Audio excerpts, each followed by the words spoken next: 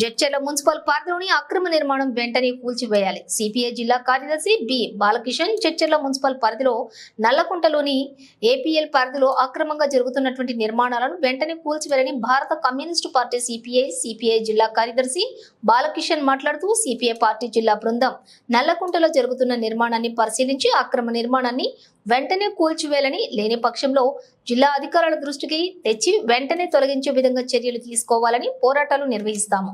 గతంలో irrigation DE అక్రమ నిర్మాణాన్ని తొలగించాలని ఆదేశాలు ఇచ్చినా స్థానికంగా ఉన్న మున్సిపల్ కమిషనర్ ఎలాంటి చర్యలు తీసుకోకపోవడంపై సిపిఐ జిల్లా కార్యదర్శి బాలకిషన్ మున్సిపల్ కమిషనర్ వెంటనే చర్య తీసుకోవాలని కోరారు.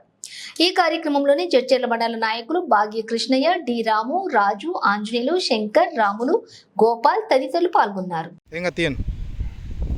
ఈరోజు జడ్చర్ల మున్సిపల్ పరిధిలోని నల్లకుంట సంబంధించినటువంటి మినీ ట్యాంక్ బండ కానుకున్నటువంటి 175 సర్వే నెంబర్ సంబంధించినటువంటి ఇది గతంలో కూడా ఇది గుంటకు సంబంధించింది.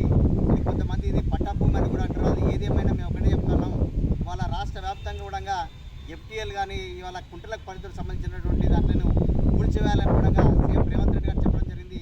అదేవిధంగా మహబూబ్నగర్ జిల్లాకు సంబంధించి కూడా అనేక అక్రమ కట్టడాలు ఎఫ్టీఎల్లో కానీ తర్వాత బఫర్ జోన్లో వాళ్ళ రకరకాలుగా ఉన్నాయి. కాబట్టి వెంటనే సిపిఐగా మేము ఒకటే డిమాండ్ చేస్తూ ఉన్నాం, ఎఫ్టీఎల్ పరిధిలో సంబంధించినటువంటి ఎటువంటి అక్రమ నిర్మాణాలు చేపట్టినా సిపిఐ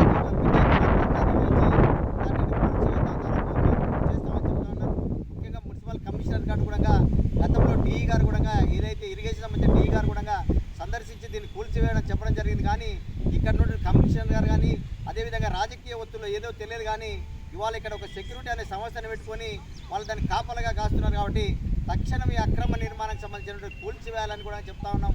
మేము కమిషనర్ గారు చెప్తా ఉన్నాం, అవసరం ఉంటే ప్రభుత్వ దృష్టికి కూడా తీసుకెళ్తాం, అవసరం ఉంటే స్థానిక శాసనసభ్యుల దృష్టికి కూడా తీసుకెళ్తాం. అన్ని రకాల అధికారులతో దృష్టికి తీసుకెళ్లిన తర్వాతనే ఎవరైనా ఏదైనా చర్య తీసుకుంటే దీన్ని సీఎం దృష్టిలో కూడా తీసుకెళ్తామని